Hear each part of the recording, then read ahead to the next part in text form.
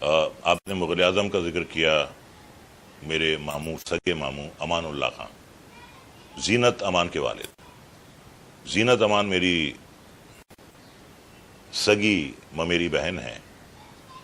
मेरी वालिदा लियाकत जहां बेगम और अमानुल्लाह खान सगे भाई बहन। एक बात मैं आपको और बताना चाहूंगा कि उन्होंने तो मुग़ल आज़म लिखी थी, मेरे वालिद मुराद साहब ने उसमें राजा मान सिंह का रोल किया था मुग़ल आज़म। देखिए, जैसे मुग़ल आज़म है, उसका जो एक एक डायलॉग है, ऐसा लगता है कि मोतियों में पिरो के लिखा गया है। एक एक डायलॉग, एक एक सीन, एक एक शॉट, एक एक गाना। हम वाकई बहुत गुरूर करते हैं कि हमारी कंट्री में, हमारे मुल्क में मुग़ल आज़म बनी। हमें इस गर्व है। जैसे हम ताजमहल पर गुरूर करते हैं, नाज करते हैं, हम मुग़ल आज़म पर भी नाज करते हैं। आसिफ साहब को ज्यादा पढ़े लिखे इंसान नहीं थे, लेकिन जुनून था, दीवानगी थी। मैं मिसाल दूंगा, जैसे मैंने मिसाल दी, आप राज साहब की मिसाल दी, ताजमहल की मिसाल दी। देखिए, ताजमहल भी जो है वो मोहब्बत की निशानी है। शाहजहां सिर्फ एक शहंशाह ही नहीं था, वो एक अपनी बीवी से दीवानगी की हद तक प्यार करने वाला एक शौहर भी था। और 14 औलादें हुई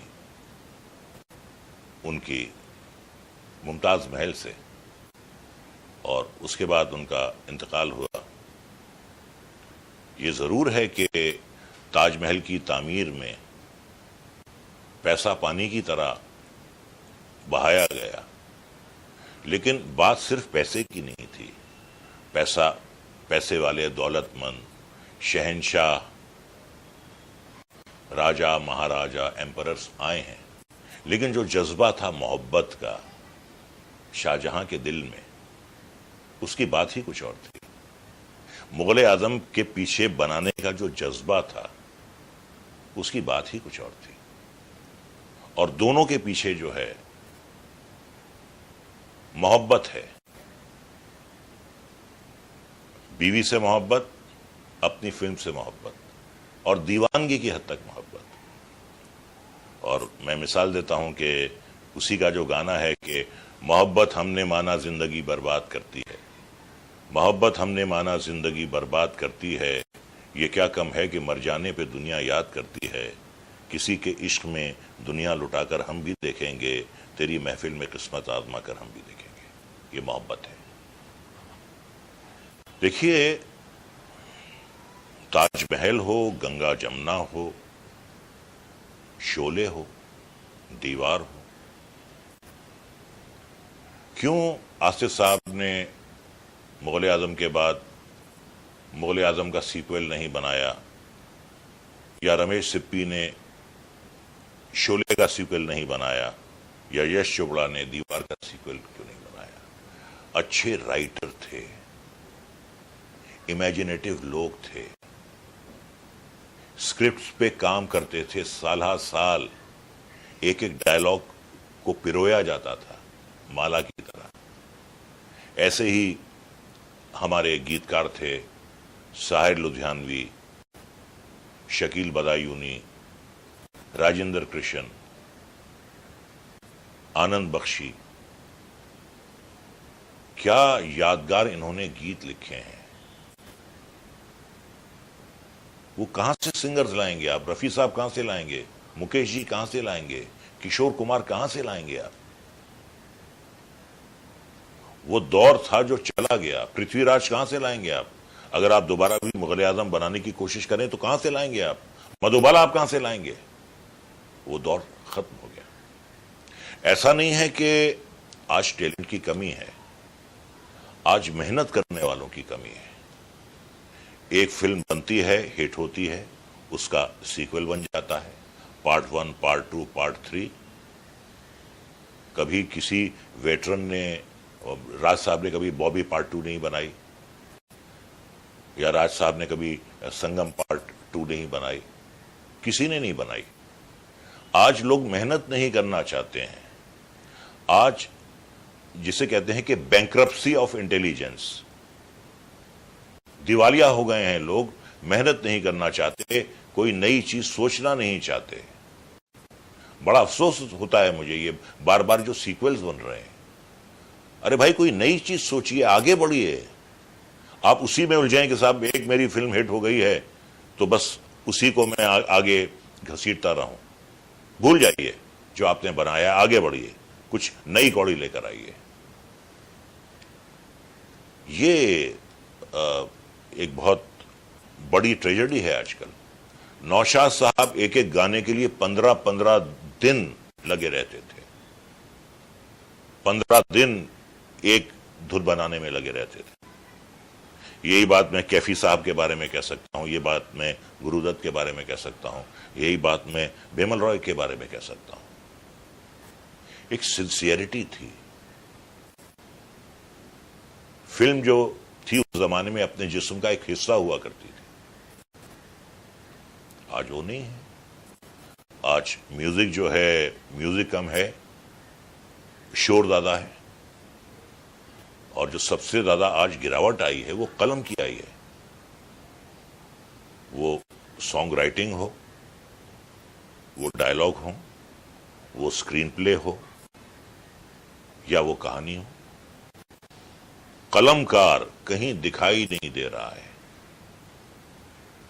80s 90s में जब हम फिल्म देखने जाते थे तो सलीम जावेद की मौजूदगी का हमें बैठकर एहसास होता था। राइटर है, ऑडिटोरियम में राइटर है, उसके संवाद, उसके मुकालमे कानों में रस घोलते थे। कादर खान के डायलॉग, बड़ी बड़ी पंची लाइंस लिखते थे। और एक जमाने में राजेंद्र कृष्ण, बहुत अच्छी उन्होंने फिल्में लिखी हैं, जो फैमिली सब्जेक्ट्स आते थे वहां के। आज कुछ नहीं है। आज किस फिल्म में किसका म्यूजिक है, कौन सिंगर है, सबकी आवाजें एक जैसी लगती हैं, सबका शोर एक जैसा लगता है, और पता नहीं हम लोग किस तरफ हम जा रहे हैं। और यही बात मैं आज के एक्टर्स के बारे में कह सकता हूं। बहुत अच्छा काम करते हैं, बड़े कॉन्फिडेंट हैं, बहुत कैमरा फ्रेंडली है, लेकिन जो जबान एक आम हिंदुस्तानी बोलता है वो जबान बोलना नहीं जानते। हर चीज जो है उनकी थिंकिंग अंग्रेजी में। वो नाश्ता नहीं करते, ब्रेकफास्ट करते हैं। वो खाना नहीं खाते, वो लंच करते हैं।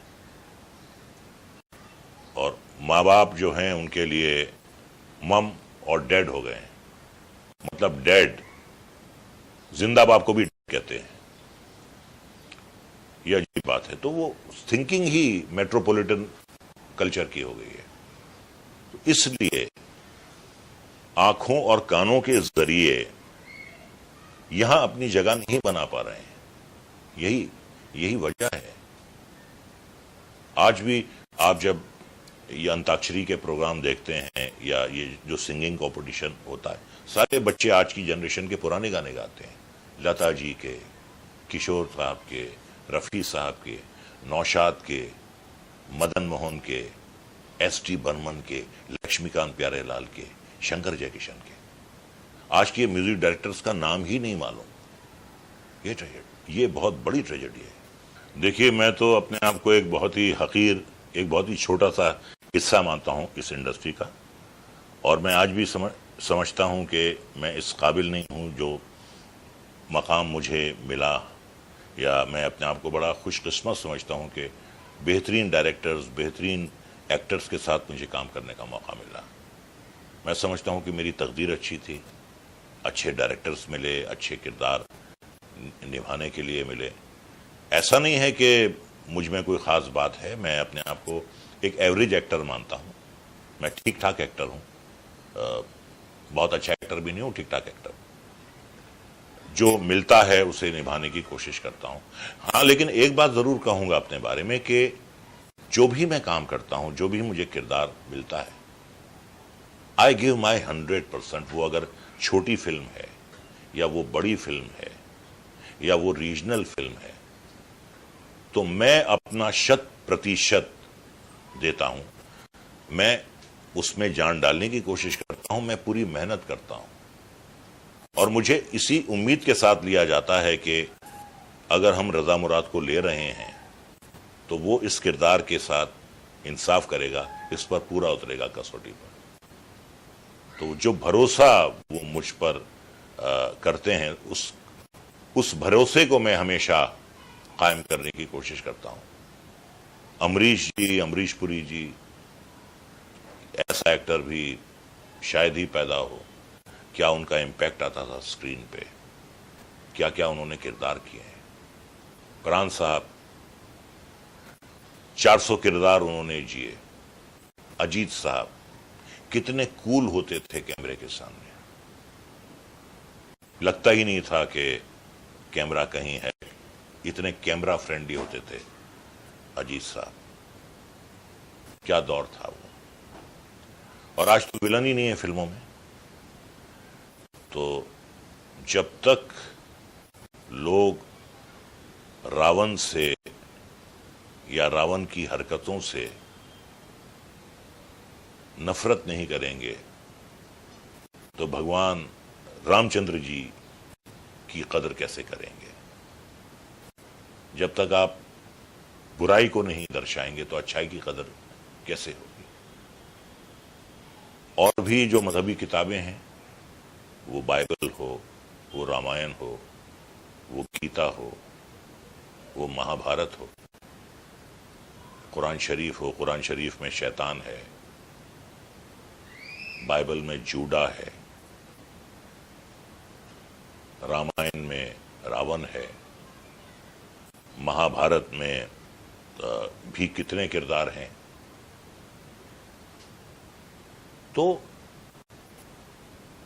बुराई जो एक दर्शाई जाती थी, वो आज नहीं दर्शाई जा रही, क्योंकि फिल्में चल रही हैं, उसके बगैर चल रही हैं। तो आज हीरो विलन स्टोल कर लेता है, हीरोइंस भी वैम्प स्टोल कर लेती हैं, ठीक है, उसमें कोई बुराई नहीं है। हम उन ओल्ड टाइमर्स में नहीं है कि साहब जमाना तो हमारा था और फिल्में तो हमारी बनती थीं और आजकल क्या बन रहा है। नहीं, ऐसा नहीं है। हम कुछ खिसियानी बिल्ली की तरह हम बात नहीं कर रहे हैं, लेकिन उसके साथ साथ जो एक इम्पैक्ट एक विलन का आता था, विलन के आने से जो दर्शक थर्रा जाते थे, औरतों की सांस रुक जाती थी, बच्चे अपनी माओ की गोद में छुप जाते थे, वो आज नहीं है। तो आज जमाना जो है बहुत तेजी से भाग रहा है, टेक्निक पे ज्यादा ध्यान है, कंप्यूटर पे ज्यादा ध्यान है। लेकिन भाई, कंप्यूटर ने आज तक कभी लता मंगेशकर पैदा नहीं की, कंप्यूटर ने आज तक दिलीप कुमार, अमिताभ बच्चन पैदा नहीं किया, कंप्यूटर ने किशोर कुमार, मोहम्मद रफी पैदा नहीं किया। मेडिकल साइंस कितनी भी तरक्की कर गई हो, कुछ चीजें तो कुदरत के हाथ में आज भी है ना। नकली आंख नहीं आ पाई, आप आई डोनेट करते हैं तो उस आई से दूसरा कोई देख पाता है। आप किडनी डोनेट करते हैं, आप लीवर डोनेट करते हैं, आप ब्लड डोनेट करते हैं, तो ये चीजें आज तक नहीं बन पाई हैं। आप कितना भी कुछ बना लीजिए, कुछ चीजें तो कुदरत के हाथ में होती हैं, कुछ चीजें ऊपर वाले के हाथ में होती हैं।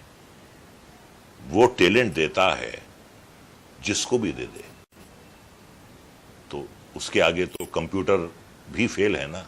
क्या कर लेगा कंप्यूटर? क्या लता मंगेशकर की आवाज में गा सकता है या दिलीप कुमार के जज्बात ला सकता है? कुछ चीजें उसके हाथ में, कुछ चीजें उसके हाथ में रहने भी दीजिए। हमारी जो पॉलिटिक्स है हमारे मुल्क की, ये बात सही है कि हमारा डेमोक्रेटिक सेटअप है, लेकिन कुछ लोग डेमोक्रेसी का बहुत गलत इस्तेमाल करते हैं। मैं ये नहीं कहता कि सारे पॉलिटिशियंस करप्ट हैं, लेकिन बहुत से पॉलिटिशियंस करप्ट हैं।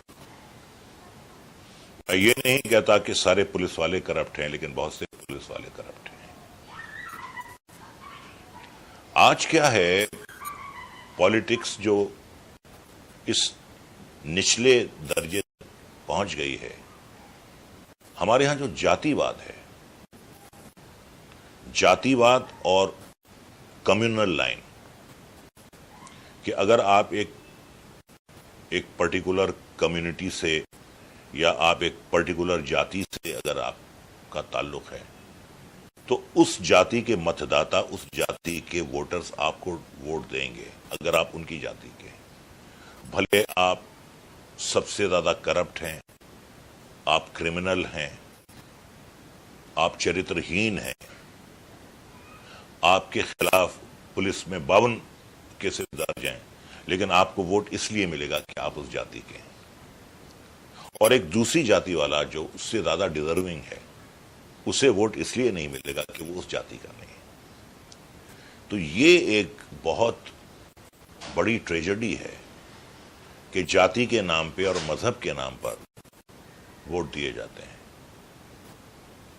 जब इनका चयन किया जाता है प्रत्याशियों का, तो उनकी कॉम्पिटेंस नहीं देखी जाती। मैं सबकी बात नहीं कर रहा हूं, ज्यादातर ऐसा होता है, उनकी कॉम्पिटेंस नहीं देखी जाती, बल्कि ये देखा जाता है कि वो किस जाति का है।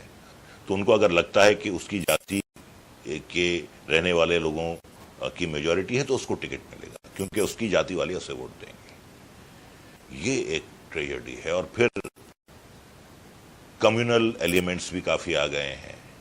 मजहब के नाम पे एक दूसरे से ज्यादा फासले पैदा कर रहे हैं, एक दूसरे को उकसा रहे हैं। तो यही अगर हाल रहा तो मुल्क कहां जाएगा? मुल्क के बारे में सोचने वाले बहुत कम लोग हैं। और जहां ये खुदगर्ज नेता, बहुत से अच्छे पॉलिटिक्स में कुछ बहुत अच्छे लोग भी हैं, बहुत अच्छे लोग हैं, लेकिन ऐसे बहुत कम हैं जो देश हित के बारे में सोचते हैं। और जब वो देश हित की बात होती है, तो वो देश हित की बात नहीं होती है, वो खुद के हित की बात होती है। ये एक बहुत बड़ा मसला है, ये एक बहुत बड़ा मुद्दा है। करप्शन, रिश्वतखोरी, फेवर करना एक दूसरे को, ये तमाम बातें हैं कि अमीर बहुत ज्यादा अमीर हो रहे हैं, गरीब बेचारा जो है पहले भी परेशान था, पहले सिर्फ परेशान था, आज बहुत परेशान है। तो ये बातें हैं और इससे इनकार नहीं किया जा सकता कि ये बातें रहने वाली हैं। जब तक कि नई पौध ना आए, नई पीढ़ी ना आए जो जातिवाद से बुलंद होकर एक नया देश बनाए, इन तमाम बुराइयों का खात्मा करे। फिलहाल तो मुझे ऐसा कुछ दिखाई नहीं दे रहा है कि कोई तब्दीली आने वाली है। अपोजिशन वाले एक दूसरे पे हमेशा छींटाकशी करते हैं, किसी की अच्छाई को तस्लीम नहीं करते, बुराइयां ढूंढते रहते हैं, क्रिटिसाइज करते रहते हैं, बुरे पॉइंट्स ढूंढते रहते हैं। एक बहुत ही ज्यादा पॉलिटिक्स में जो है एक गंदगी से आ गई है। और गंदगी ऐसी आ गई है कि आज अगर कोई इंसान गलत काम करता है, गलत राह पर जाता है, कहते हैं ये पॉलिटिक्स कर रहा है। पॉलिटिक्स का नाम जो है इतना बदनाम हो गया है। और जो करप्ट हैं वो पकड़े भी जाते हैं तो उन पे मुकदमे चलते हैं, मुकदमे 15 साल तक चलते हैं। या तो बेचारा जज चला जाता है, या जिसमें मुकदमे चल रहे हैं वो अल्लाह को प्यारा हो जाता है, या मुकदमा खारिज हो जाता है, या मुकदमा पेंडिंग रहता है, लोगों को याद नहीं रहता है और नए मुकदमे आ जाते हैं। तो ये हमारे देश की बहुत बड़ी ट्रेजेडी है। देखिए, मैं तो ये कहता हूं कि फिल्म जो है हमेशा एंटरटेनमेंट का माध्यम रहा है और उस माध्यम से हमने कुछ बहुत अच्छी बातें भी कही हैं।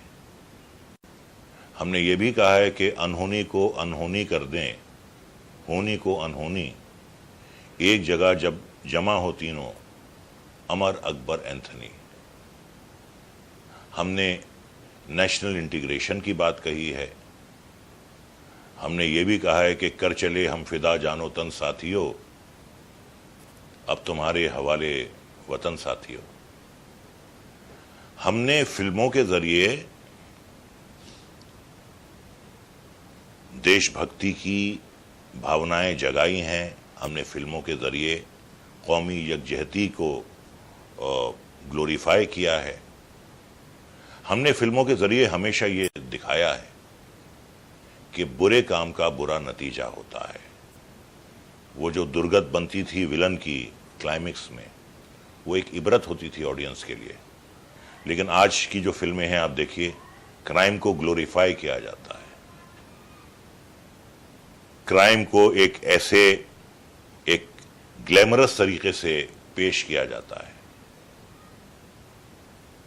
बहुत कम फिल्में हैं जहां आज आप देखेंगे कि विलन को या चोर को सजा मिल रही है। मैंने जैसा कि आपसे पहले अर्ज किया कि ये जो है ये मनोरंजन का माध्यम है और उसके साथ साथ हमने अच्छे मैसेजेस भी दिए हैं। अब ऐसा भी हुआ है कि साहब कहीं चोरी हो गई है या कभी किसी ने फोन के जरिए एक्सटॉर्शन करने की कोशिश की है और वो पकड़े गए, साहब ये फला फिल्म से हमने लिया है आइडिया। फौरन इल्जाम जो है इंडस्ट्री वालों पर आने लगता है। तो हमारा मकसद जो है वो समाज को करप्ट करना नहीं है। हमारा मकसद जो है नौजवानों को क्रिमिनल बनाने का नहीं रहा है। हमारा मकसद हमेशा, हमने जितनी भी फिल्में बनाई हैं वो पैट्रियोटिक फिल्म्स हों, वो एंटरटेनमेंट हो, तो हमने कभी कोई बुरा मैसेज नहीं दिया। लेकिन ट्रेजेडी यही है कि अच्छी बातें लोग सीखते नहीं हैं और जो बुरे पॉइंट्स हैं उन्हें अपनाते हैं और जब पकड़े जाते हैं तो बड़े भोलेपन से कहते हैं कि साहब हमने फलां फिल्म देखी थी, हमने धूम देखी थी और उसमें वो जो मोटरसाइकिल का सीक्वेंस था वो तो हमने धूम से सीखा है जी। तो और जो पैट्रियोटिक फिल्में हैं उनसे आप देशभक्ति क्यों नहीं सीखते? अमर अकबर एंथनी से आप नेशनल इंटीग्रेशन क्यों नहीं सीखते? जंजीर का जो विजय है उससे आप कमिटमेंट क्यों नहीं सीखते? तो ये बातें हैं। आपने जो एक बात कही है मैं उससे सहमत हूं कि अश्लीलता बढ़ रही है। अश्लीलता बढ़ रही है। गानों में काफी डबल मीनिंग के शब्द इस्तेमाल हो रहे हैं। मैं इससे बिल्कुल सहमत हूं। इसका कसूरवार जो है वो सिर्फ फिल्म बनाने वाला नहीं है, उसका कसूरवार है फिल्म को पास करने वाला। जो भी आप फिल्म देखती हैं वो सेंसर की आई से गुजर के दर्शक की आई तक पहुंचती है। तो आप वहां बैठकर क्या करते हैं? सोते हैं आप? जब ऐसे गाने आप पास करते हैं, जब ऐसे अश्लील सीन आप पास करते हैं तो आप वहां क्या करते हैं? आप कहते हैं साहब हमने तो ए सर्टिफिकेट दे दिया। मैं आपको बताऊं कि मैंने कितनी बार बच्चों को ए सर्टिफिकेट फिल्में जो थिएटर में लगती हैं वहां जाकर मैंने उनको देखा है कि वो फॉर एडल्ट फिल्म देख रहे हैं। तो साहब वो एक वो लाइसेंस मिल जाता है कि फिल्म तो एडल्ट है। अरे भाई फिल्म एडल्ट है, गूगल पे आ जाती है, यूट्यूब पर आ जाती है, उसका आप क्या करोगे? वो भी तो बच्चे देख रहे हैं। और जो बनाता है उसकी भी एक सामाजिक जिम्मेदारी है कि सिर्फ पैसे कमाने का मतलब यह नहीं है कि आप यंग माइंड्स को आप करप्ट करें, आप उनको एक्साइट करें, आप उनको इंसाइट करें। वो बुरे शब्द सीखेंगे, बुरे शब्द उनको मत सिखाइए। ये बात है आज देखने वाला, बनाने वाला और पास करने वाला। देखने वालों को भी प्रोटेस्ट करना चाहिए कि ये आप क्या दिखा रहे हैं। हमारे मुल्क के जितने भी डिस्ट्रिक्ट्स हैं, हर कलेक्टर के पास ये अथॉरिटी है कि अगर कोई ऐसी फिल्म जिससे भावनाएं भड़कती हैं या जिससे अश्लीलता ज्यादा दर्शाई जाती है, उस फिल्म को वो उतार सकता है। ऐसा होता नहीं है। और यकीनन मैं ये कहूंगा कि इसमें सेंसर भी काफी हद तक जो है वो दोषी है। कोई भी फिल्म बगैर सेंसर सर्टिफिकेट के नहीं लगती है, तो क्यों आप अलाउ करते हैं? जब आप बाहर से आते हैं, आप एयरपोर्ट पे उतरते हैं, तो आप एक कस्टम के थ्रू गुजरते हैं ना। You just don't walk out. आप ग्रीन चैनल से जाते हैं, वहां भी आपका सामान स्क्रीन होता है।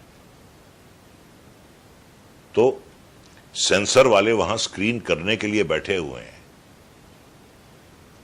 तो इसमें मैं काफी हद तक सेंसर को भी दोषी मानता हूं।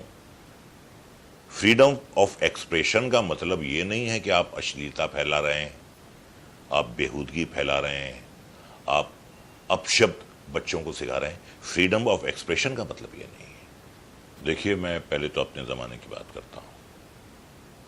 हमारे ज़माने में या तो महिलाएं एक्ट्रेसेस होती थीं, या उनके साथ जो हेयर ड्रेसर्स आती थीं, या जो उनकी अम्माएं साथ आती थीं। उसके अलावा और कोई महिला सेट पर होती नहीं थी। कभी भूल चूक से किसी कैमरामैन की कोई असिस्टेंट अगर कोई लड़की या महिला हो तो आपस में लुक्स एक्सचेंज करते थे कि ये क्या चक्कर है यार, ये लड़की असिस्टेंट है। आज सिनेरियो टोटल बदल गया है। मेरी जो 43 साला फिल्मी जिंदगी है, मैं अगर अपने शुरू के 30 साल देखता हूं तो मैंने जो फिल्में की हैं, मुश्किल से मैंने 4 या 5 मर्तबा उस जमाने में किसी लेडी को असिस्टेंट डायरेक्टर की हैसियत से देखा हो, या किसी टेक्निकल डिपार्टमेंट में देखा हो। आज तो सिनेरियो बदल गया है। आज हर फील्ड में, प्रोडक्शन में, डायरेक्शन में, टेक्निक में, एडिटिंग में, सिनेमेटोग्राफी में, हर सेट पे आपको लड़कियां मिलेंगी, हर डिपार्टमेंट से। और मैं कहता हूं कि लड़कियां जो हैं, लड़कों से किसी भी फील्ड में कम नहीं है, बल्कि ज्यादा सिंसियर हैं लड़कियां। They take their work more seriously, they are much more committed than their male counterparts. और ये एक बहुत अच्छी तब्दीली आई है, बहुत अच्छी तब्दीली आई है। एक जागृति, एक चेतना आई है। लड़कियां आज पढ़ लिख रही हैं, लड़कियों को एनकरेज किया जाता है। लेकिन फिर अफसोस की बात यह है कि यह सिर्फ बड़े टाउन्स में हो रहा है। आज भी कुछ ऐसे बैकवर्ड इलाके हैं कि साहब, वहां यह कहा जाता है कि लड़की कॉलेज में जीन्स पहनकर नहीं आएगी, लड़की कॉलेज में सिर्फ शलवार कमीज पहनकर आएगी। किस जमाने में हम जी रहे हैं भाई? दुनिया कहां की कहां पहुंच गई है। लड़की मोबाइल फोन लेकर नहीं आएगी अपने साथ। मोबाइल फोन लड़कियों को करप्ट करता है। ऐसे जाहिल, ऐसे बैकवर्ड लोग भी हैं हमारे कंट्री में। उन टाउन्स की लड़कियां भी जिंदगी में कुछ करना चाहती हैं, लेकिन वहां माहौल ऐसा है कि वो माहौल में बंद गई हैं, उससे बाहर निकल नहीं पाती हैं। मेट्रोपॉलिटन कल्चर बिल्कुल अलग है, लेकिन आप जाइए, आप स्मॉल टाउन्स में जाइए, अगर कोई लड़की डांस सीखना चाहती है, उसकी शिक्षा लेना चाहती है नृत्य की, या गाना सीखना चाहती है, या स्टेज पर काम करना चाहती है, या टीवी सीरियल में काम करना चाहती है, उसको इनकरेज नहीं किया जाता कि ज्यादा पढ़ाने लिखाने की क्या जरूरत है, शादी करेगी, बच्चों को संभालेगी। अरे नादानों, बच्चों को संभालेगी, अगर अच्छी तालीम याफ्ता होगी तो उसे हाइजीन के बारे में मालूम होगा, उसे ये मालूम होगा कि बच्चों को कौन सी ग़िज़ा देनी चाहिए, किसमें विटामिन हैं, किसमें मिनरल्स हैं, किसमें कैल्शियम है, किसमें कार्बोहाइड्रेट है। वो अच्छी तरह बच्चों की परवरिश करेगी, और भगवान ना करे अगर परिवार पर कोई बुरा वक्त आता है तो वो नौकरी करके अपना पेट भी पाल सकती है। लेकिन वहां छोटे शहरों में आज भी जो है हालात बड़े ही बैकवर्ड हैं।